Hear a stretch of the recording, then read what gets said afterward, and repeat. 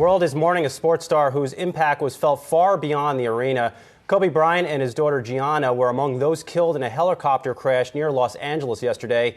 On the court, Bryant was one of the greatest players of all time, picking up 5 championship rings with the Lakers and 2 Olympic gold medals. But off the court, he built a brand recognized the world over as a businessman and an Oscar-winning movie maker. He talked about his new role with Yahoo Sports back in 2017. I've had great mentors growing up, Michael, Magic, and all those guys, and I feel like it's part of my responsibility to give back to the next generation and help them achieve great things, and then in turn they can pass it on to the generation that follows them. Yahoo Finance's Akiko Fujita is with us now. And Akiko, we all remember how great he was on the court, but he also understood, Kobe Bryant, the importance of diversifying his career even before he retired, because as early as 2013, he was making smart investments. Yeah, no question about it. And I think the shock that you talked about that's being felt here in the U.S. as well as around the world is really kind of a testament to the impact he had both on and off the court. You talk about his business investments. They really started when he was still a player, but let's walk through some of the things that he's done post-retirement, because he really was at the start of this second act that we've talked about. Post his basketball career, he co-founded this $100 million tech fund, Bryant Stiebel, where he made investments in companies like Dell. He also made $19 million, $194 million, I should say, so roughly $200 million off of his initial $6 million investment in the sports drink company Body Armor. And then, of course, as you pointed out, he won an Oscar with his media company Granite Studios, where he had that short animation, Dear Basketball. That was sort of the start of many other things he had. And, you know, we're hearing condolences from business leaders all across the spectrum. Especially, you know, we heard from Bob Iger, you know, talking about what it was like working with him. He had, of course, the show on ESPN Plus, Details. He had a podcast there as well.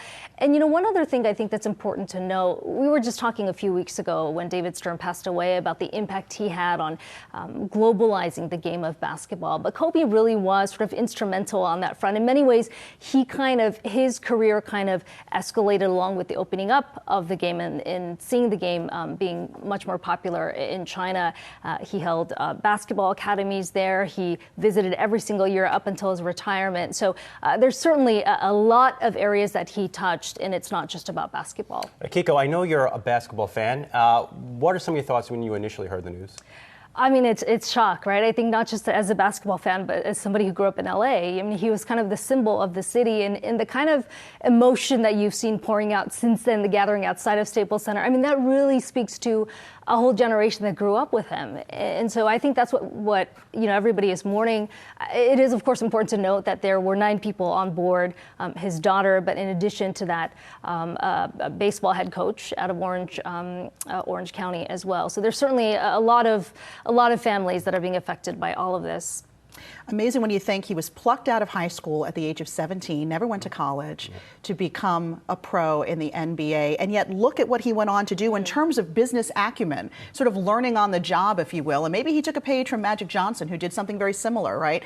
Became a very successful entrepreneur and understood opportunities. We just hear so many stories, especially, unfortunately, with athletes. When they come into a lot of money, they don't know what to do with it. They'll squander it. They give it to people who they shouldn't be trusting with their money. And here's somebody who really was a mentor, I think, not only on the court, but off the court, in the way that he approached life and even approached his portfolio. Yeah, and you talk about the business dealings. I mean, he was kind of created a template, right, for a lot of athletes we see today, Kevin Durant, Andre Iguodala, so many other athletes that are out there who are putting their investments or their salaries in sort of investments for the future. And so certainly a huge loss, to say the least. Yeah, and he was certainly remembered at the Grammys last night. We're going to get into that a little later on. But Akiko, thanks so much for joining us. Hey investors, Zach Guzman here. Are you interested in learning more about the markets and getting the latest financial news? Well, then click right here to subscribe to our Yahoo Finance YouTube channel.